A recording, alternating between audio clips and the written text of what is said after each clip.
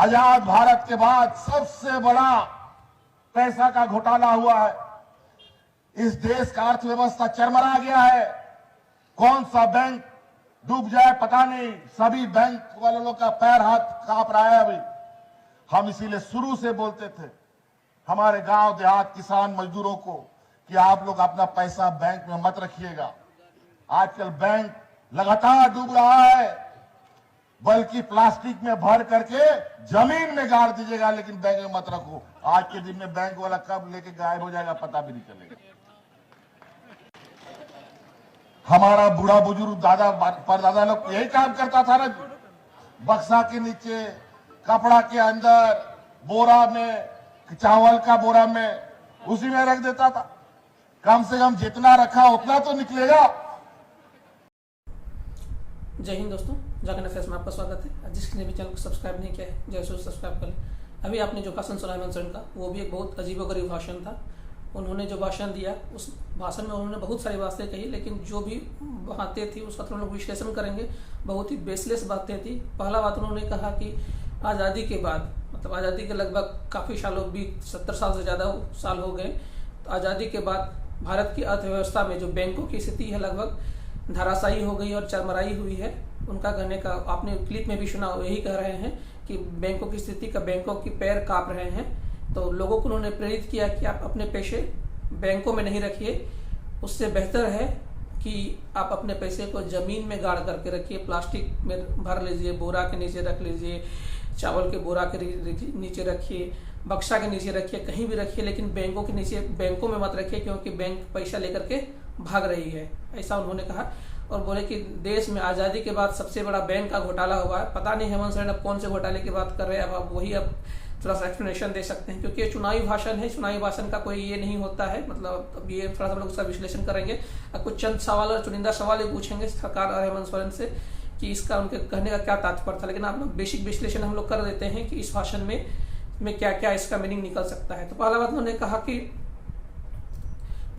कहा कि आज़ादी के बाद सबसे बड़ा घोटाला था, उस पर हम लोग अब वही बता सकते हैं कि कौन सा कितना बड़ा घोटाला है।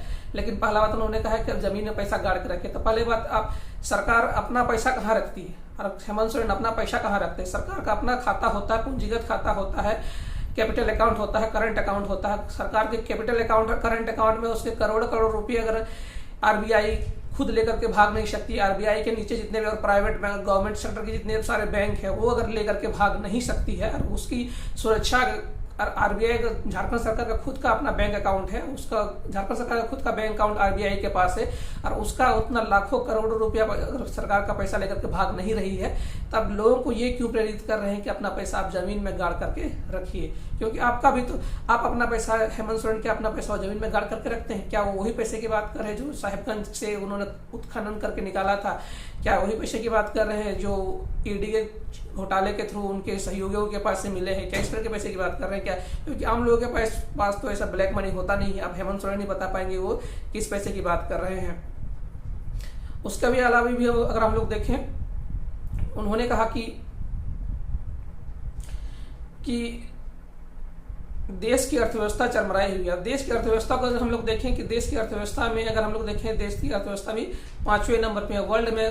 देश की अर्थव्यवस्था टॉप, मतलब ग्रोइंग में भी 5th लार्जेस्ट इकोनॉमी में आता है देश। और उसके अलावा अगर देश का हम लोग यूनियन बजट में देखें, देश में लगभग झारखंड का हिस्सा को भी अगर हम लोग देखें, और झारखंड को मिला हुआ है उनका शेयर के हिसाब से, मतलब टैक्स और टैक्स कलेक्शन में शेयर इसका है लगभग 33,779 करोड़, 779 करोड़ 0.29 करोड़ है, 779.29 करोड़ है। उसमें से भी अगर हम लोग कुछ विश्लेषण अगर हम लोग देखते हैं, उसमें से भी अगर हम लोग उसका, हम लोग कल्याण विभाग का लास्ट ईयर का ही डाटा है, उन्होंने उसमें ये सर्वे आया है कि उनको जो SC/ST कल्याण विभाग का जो टोटल बजट है, उस बजट का भी वो पूरा हिस्सा को खर्च नहीं कर पाए हैं। मतलब SC/ST के कल्याण के लिए जो केंद्र सरकार जो बजट हेमंत सरकार को भेजी थी, उसका हिस्सा को भी वो खर्च नहीं कर पाए हैं। और उसके अलावा अगर हम लोग 2022-23 का बजट का, वो अपने मात्र 44 से 45% हिस्सा को ही खर्च कर पाए हैं। मतलब अगर देश की अर्थव्यवस्था इतनी चरमराई हुई है, आपको सेंट्रल से आपको इतने पैसे मिलते हैं, और आपका खुद का कर का कलेक्शन इतना ज्यादा है, और अपने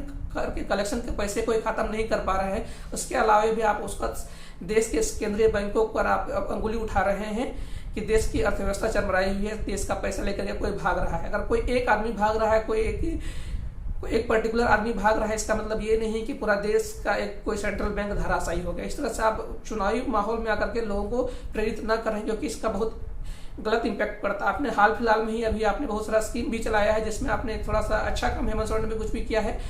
हमारी सरकार आपके द्वार के तहत उन्होंने बहुत सारे लोगों का बैंक खाता भी खुलवाया है, लोगों को पेंशन देने का भी काम किया है। अगर ऐसा ही बात है तो आप पेंशन और डायरेक्ट अकाउंट में लोगों को क्यों भेजते हैं?